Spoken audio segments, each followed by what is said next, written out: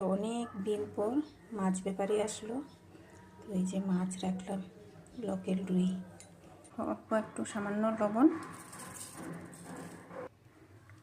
সামান্য একটু হাফ চামচ হলুদ। তো এখানে রেখেছি আমি বাটিতে শস্য আর কাঁচা লঙ্কা, এই যে শুকনা লঙ্কা। তো এটাতে আমি মিক্সি করে পিষে নেব।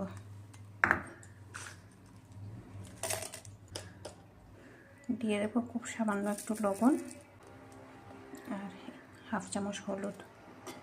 তো একবারেই আমি সব কয়টা জল দেবো না, সামান্য একটু জল দেবো। লবণ আর হলুদটা আমি দেবো তেল।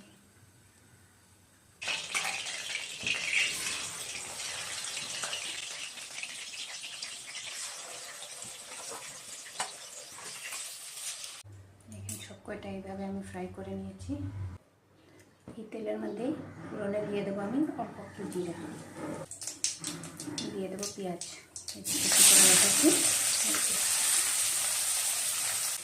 দিয়ে দেবো হাফ চামচ লবণ, দিয়ে দেবো খুব সামান্য একটু হলুদ।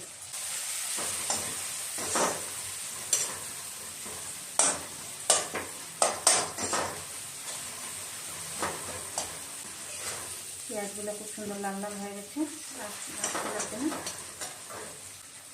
এবার দিয়ে দেবো আমি এই যে মিক্সিতে মশলা পিষেছিলাম সেইগুলো।